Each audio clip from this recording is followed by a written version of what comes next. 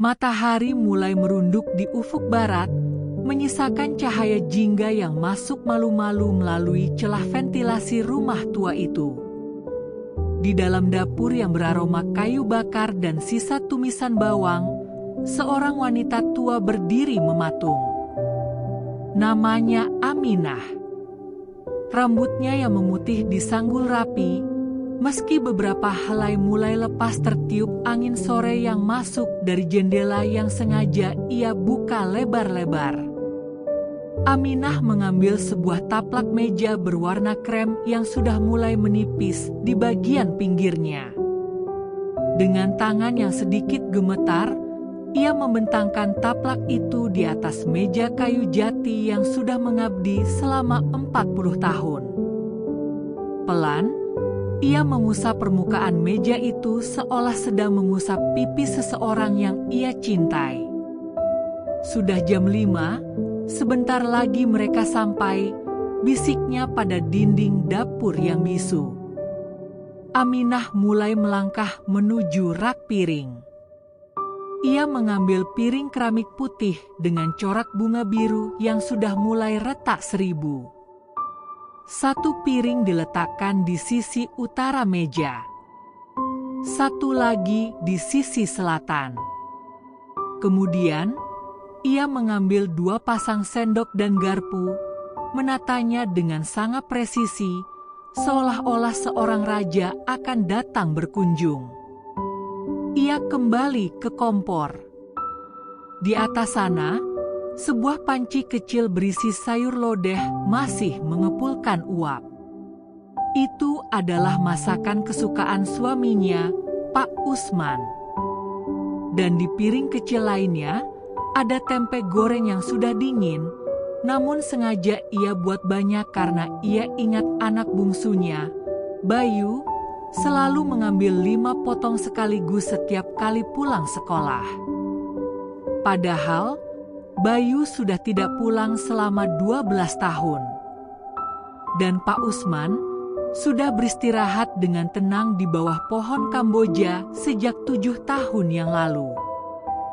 Namun bagi Aminah, meja makan ini adalah portal waktu. Di sini, mereka tidak pernah pergi. Aminah duduk di salah satu kursi. Kursi kayu itu berderit, seolah ikut mengeluh karena beban usia. Ia menatap piring kosong di hadapannya. Tiba-tiba, telinganya seolah menangkap suara deru motor di halaman depan. Ia tersenyum kecil. Itu pasti Usman, pikirnya. Dahulu, setiap jam 5 sore, Pak Usman akan pulang dari sawah. Ia akan masuk lewat pintu belakang dengan kaki yang penuh lumpur kering. Ia akan selalu mengeluh betapa panasnya matahari hari ini, namun matanya akan langsung berbinar saat mencium aroma masakan Aminah.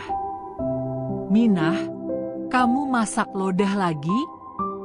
Bisa habis 3 piring aku kalau begini." Suara imajiner Usman terngiang jelas di telinganya.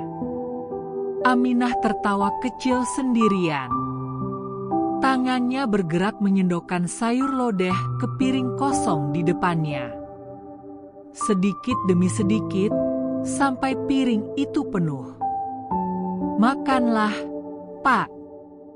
Jangan banyak bicara, nanti dingin," jawab Aminah pada udara kosong. Lalu bayangan lain muncul. Bayu, anak laki-lakinya yang penuh semangat. Bayu yang dulu selalu berlari masuk ke dapur, melempar tas sekolahnya di sembarang tempat, dan langsung mencuri tempe goreng sebelum mencuci tangan. Aminah seolah melihat tangan kecil Bayu yang kini sudah menjadi tangan pria dewasa di perantauan, sedang berebut lauk dengannya. Ia menaruh 2 potong tempe di sisi piring lainnya. "Bayu, jangan berebut sama bapakmu." "Ibu sudah buatkan banyak," katanya lagi. Suaranya serak, tertahan oleh rindu yang sudah mengkristal di tenggorokan. Di rumah ini, kesepian tidak datang dalam bentuk tangisan. Kesepian datang dalam bentuk rutinitas. Aminah tidak merasa gila. Ia hanya merasa bahwa jika ia berhenti menyiapkan meja makan ini, maka keluarganya benar-benar akan mati. Dan ia belum siap untuk itu.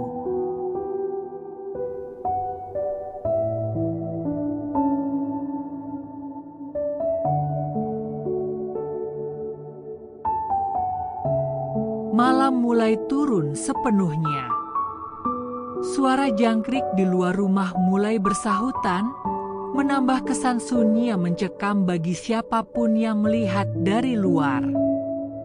Namun bagi Aminah, cahaya lampu kuning di atas meja makan ini adalah pusat alam semesta. Sambil sesekali menyuap nasi ke mulutnya sendiri, Aminah mulai bercerita. Ia menceritakan tentang genteng bocor yang kemarin diperbaiki tetangganya. Ia bercerita tentang kucing liar yang sering datang meminta makan. Ia bercerita seolah-olah ada orang yang mendengarkan di kursi seberang. "Pak, Bayu belum mengirim surat bulan ini," ucapnya lirih. Tangannya berhenti bergerak. Mungkin dia sedang sibuk di kota besar itu. Katanya Jakarta sangat ramai, ya?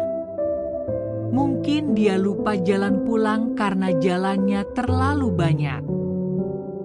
Aminah teringat surat terakhir yang ia terima 5 tahun lalu. Isinya singkat. "Bu, Bayu banyak kerjaan. Mungkin lebaran ini belum bisa pulang. Sehat-sehat di sana ya, Bu."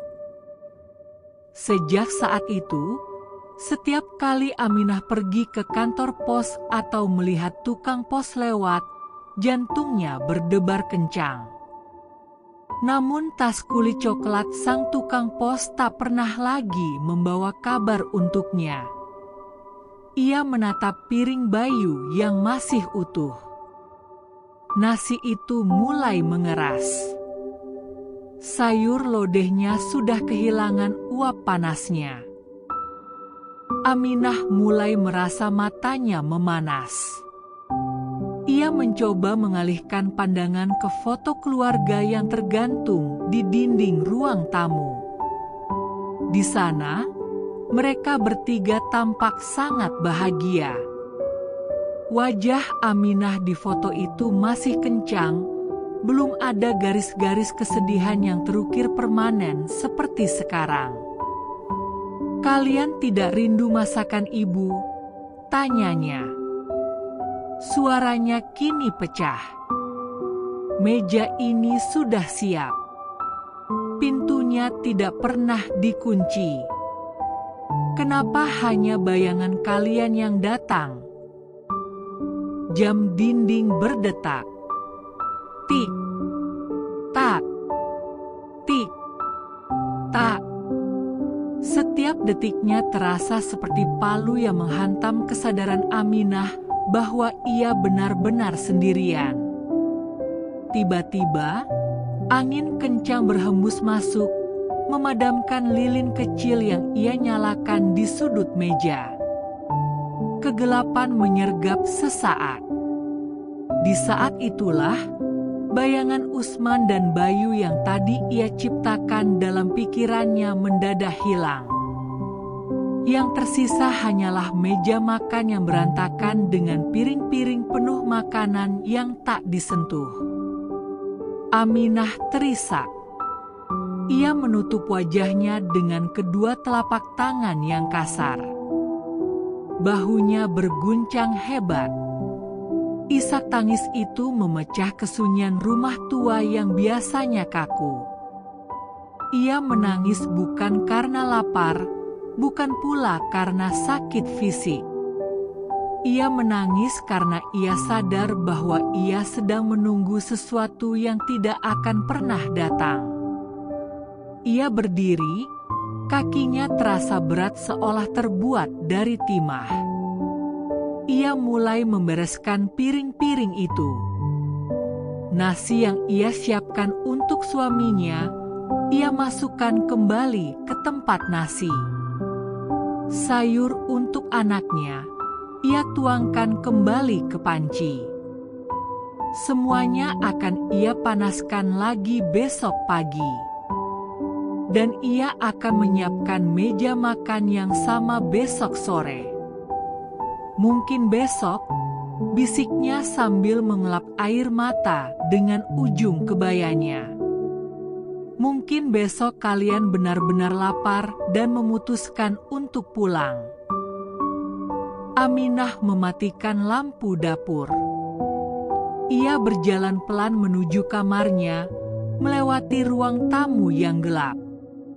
Sebelum menutup pintu kamar, ia menoleh sekali lagi ke arah meja makan di kegelapan. Dalam penglihatannya yang mulai kabur, ia seolah melihat ujung kain sarung suaminya melintas di sana. Ia tersenyum tipis. "Selamat malam, Pak." "Selamat malam, Bayu. Besok ibu masak sambal goreng hati ya." Pintu kamar tertutup rapat. Di luar, bulan bersinar pucat menyinari rumah yang merantau dalam sepinya sendiri. Meja makan itu kembali sunyi. Menunggu esok hari untuk kembali menjadi panggung drama kerinduan seorang wanita tua yang cintanya melampaui logika dan waktu. Cerita ini berakhir di sini. Namun di sebuah dapur di sudut desa, meja makan itu masih tetap setia menunggu. Menunggu langkah kaki yang tak kunjung sampai di depan pintu.